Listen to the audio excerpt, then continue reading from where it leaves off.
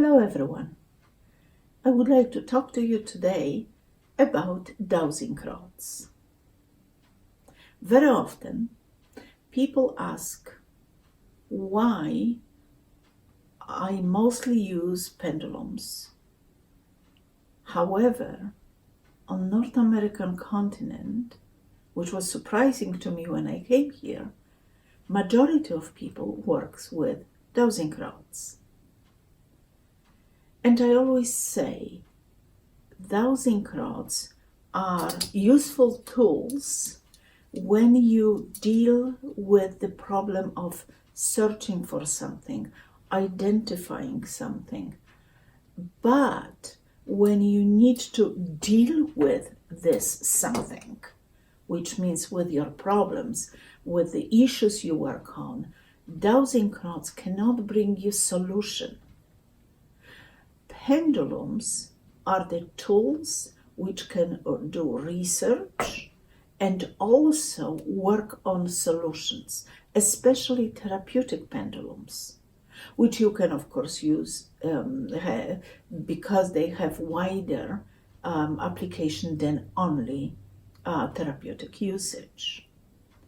But rods are quite important, especially when we work outside in what I call environmental dowsing.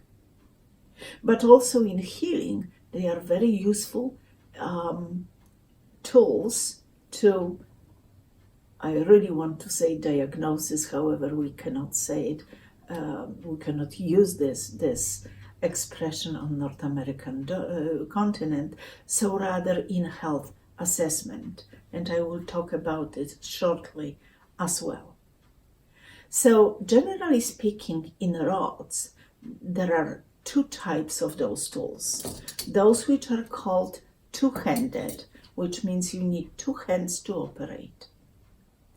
And as simply as they look, they carry within them very complex problem of energy world, about creating a field between them and so on.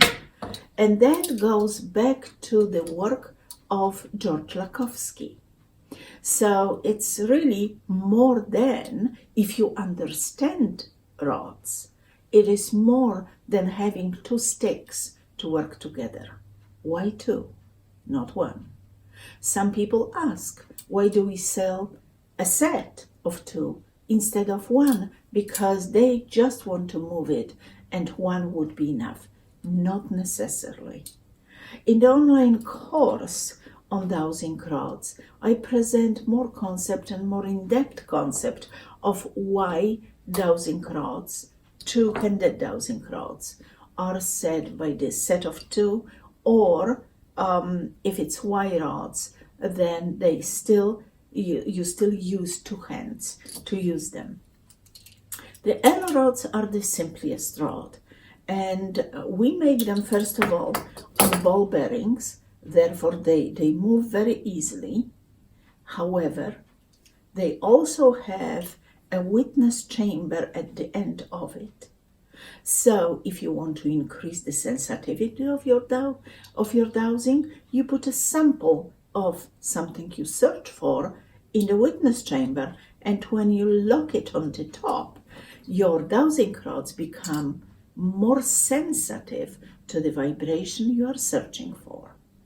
But also, even if you will not use samples, witnesses, the ends of the rods are a lot heavier now. And when you work outside, where is the wind and other weather factors, they are more steady, more sturdy, and react less to environmental changes.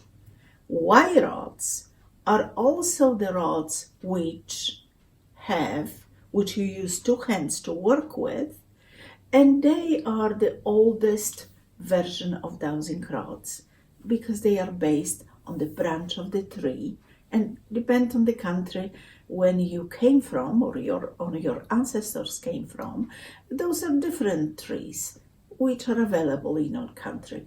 In my old country, which is Poland, we use mostly the apple tree branch, just because those trees were very popular there, and are still.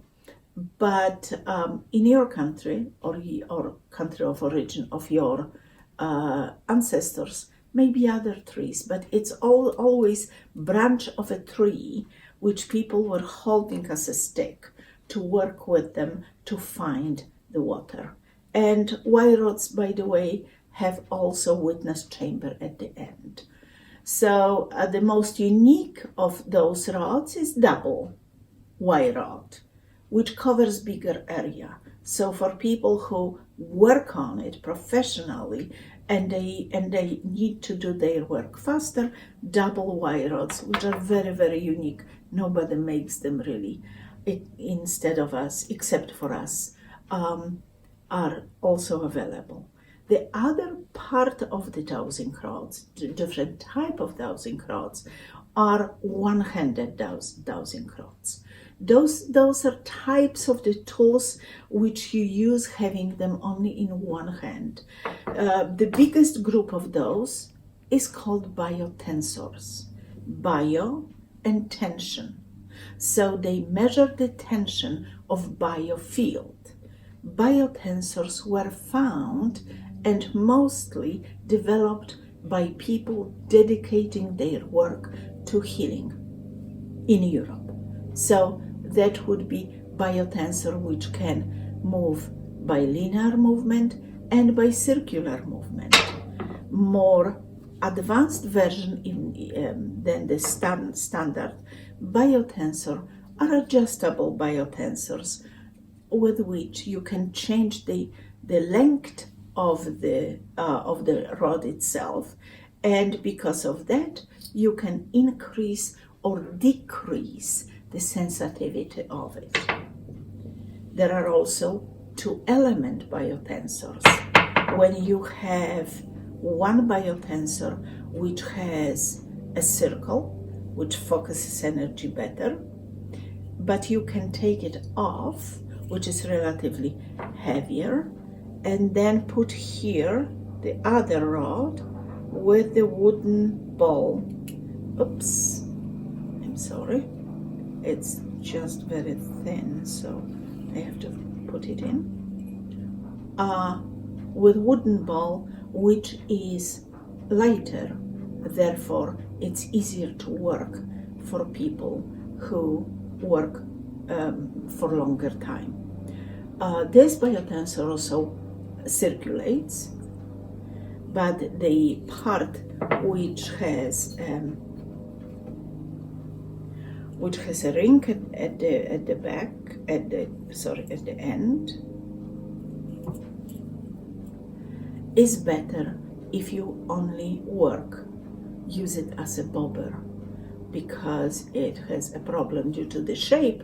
Of course, on the top it has a problem with circulating. So again, you have two options, but also two thickness and to have two different weights of this pendulum. Typical bobber, used by many of you, I'm sure, and very popular for really very basic dowsing. It's not that sensitive tool, but it's easy to use. We also make, and again, this is also unique, biotensor, which you can put in your pocket, in your wallet, in your purse when you travel. So this is mini biotensor, which moves very easily and very fast and works very well for those who travel. Or in the same size, kind of, the rod with silver balls. Instead of having a long rod, we rather put the silver balls at the end, and therefore the metal, which is precious, noble metal, which also have a higher conductivity and higher sensitivity, works very well instead of long rod. Cosmos, very popular among the people on the field of Feng Shui, is really a rod found in 1930s by people who wanted to identify the cosmic vibrations, portals, and so on. Very sensitive because of the shape. That's why, if you remember, all TV antennas had this shape. So this is Cosmos, and kind of a queen of one-handed pendulums, dowsing rods, which is Aurameter. Relatively heavy, moving only in linear movement. So, for example, yes and no. Very useful if you want to find something, compatibility with something, or when you work on the maps and so on. As I said, I will talk about it in more details when we will have ready the course of Dowsing Rods on our online series of courses. But for now, try them. Find the rod which you like the most. Rods can be your good friend when you douse your house for geopathic stress. When you check, for example, if you would like to have your own honey and you want to have a hive, then on your property, then the best location for it would be a crossing of underground channels of energy. So, for example, the crossing of Hartmann grid or Caris grid. Well, then dowsing rods like this will be a lot more useful than pendulums because of lesser sensitivity and because of your focus. So enjoy using dowsing rods, but don't forget about pendulums. I hope I have helped and you will understand more your tools. Please join us and subscribe to our channel if you like it. Tell your friends about us and visit our website www.intuitivedowsing.com. We are also, of course, present on Facebook. So stay tuned.